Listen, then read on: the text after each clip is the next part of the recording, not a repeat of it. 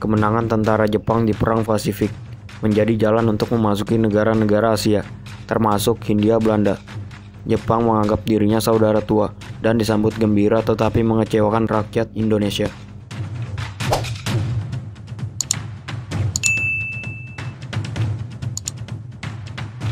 Sejak pengeboman Pearl Harbor oleh Angkatan Perang Jepang pada 8 Desember 1941, Jepang terus menyerang Angkatan Laut Amerika Serikat di Pasifik.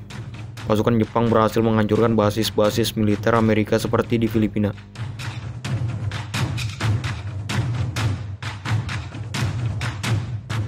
Alasan Jepang datang ke Indonesia bertujuan untuk mendapatkan cadangan logistik dan bahan industri perang seperti minyak bumi, timah, dan aluminium.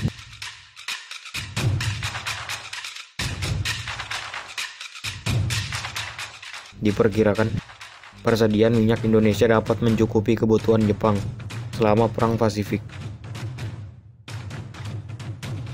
Saat masuk Indonesia, Jepang sudah menjadi negara fasis dengan ideologi fasisme.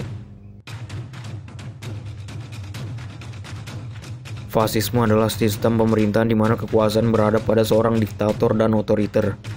Negara fasis menjadi sangat nasionalis, elitis, dan rasialis. Kedatangan Jepang ke Indonesia pada Januari 1942, Jepang mendarat masuk ke Indonesia melalui Ambon dan menguasai seluruh Maluku. Meski pasukan Belanda dan pasukan Australia berusaha menghalangi, tetapi tak mampu menahan kekuatan Jepang.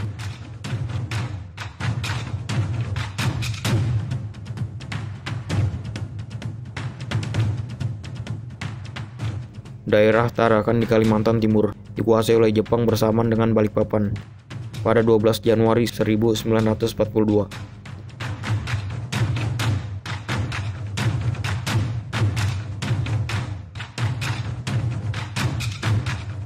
Jepang menyerang Sumatera setelah berhasil masuk ke Pontianak bersamaan dengan serangan ke Jawa pada Februari 1942. Pada 1 Maret 1942, kemenangan tentara Jepang dalam Perang Pasifik menunjukkan kemampuan Jepang dalam mengontrol wilayah yang sangat luas, dari Burma sampai Pulau Wake di Samudra Pasifik. Setelah daerah-daerah di luar Jawa dikuasai, Jepang memusatkan perhatian untuk menguasai Jawa sebagai pusat pemerintahan Hindia Belanda.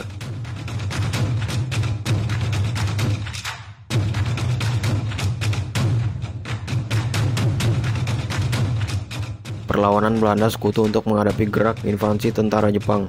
Blok Sekutu yang terdiri atas Belanda, Amerika, Australia, dan Inggris membentuk komando gabungan Tentara Serikat yang disebut APDACOM.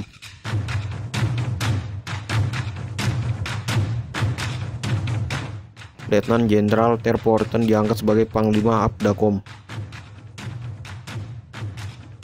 Namun, kekuatan APDACOM tidak mampu menyelamatkan Hindia Belanda dari kekalahan.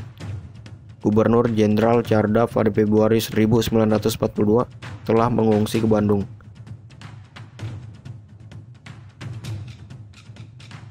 Dalam pertempuran di Laut Jawa, Angkatan Laut Jepang berhasil menghancurkan pasukan gabungan Belanda Inggris yang dipimpin Laksamana Karel Doorman. Sedangkan sisa-sisa pasukan dan kapal Belanda lainnya berhasil lolos dan melarikan diri menuju Australia.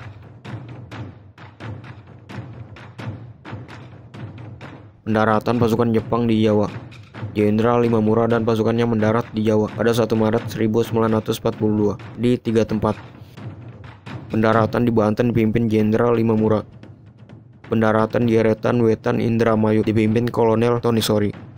Pendaratan di Bojonegoro dikoordinasi Majen Tsuchihasi, apapun itulah.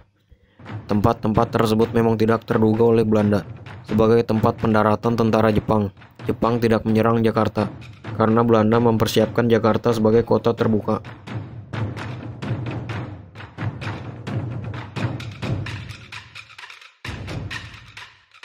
Pasukan Jepang dengan cepat menyerbu pusat-pusat kekuatan tentara Belanda di Jawa. Pada 5 Maret 1942, Batavia jatuh ke tangan Jepang. tentara Jepang terus bergerak ke selatan dan menguasai Buitenzorg.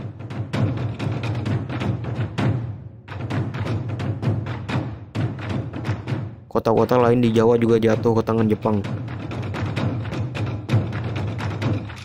Pasukan sekutu mempersiapkan tentara gabungan Apdakom, satu kompi kadet dari Akademi Militer Kerajaan, dan Korps Pendidikan Perwira Cadangan di Jawa Barat. Di Jawa Tengah, disiapkan 4 batalion infanteri.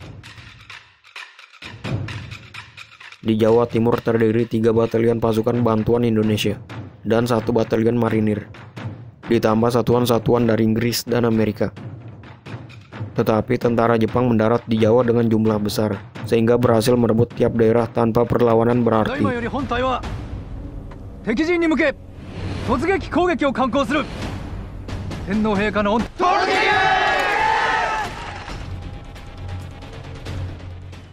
Pada 8 Maret 1942, Jenderal Terpoorten atas nama Komandan Pasukan Belanda di pihak sekutu menandatangani penyerahan tanpa syarat ke Jepang yang diwakili Jenderal Imamura di Kalijati.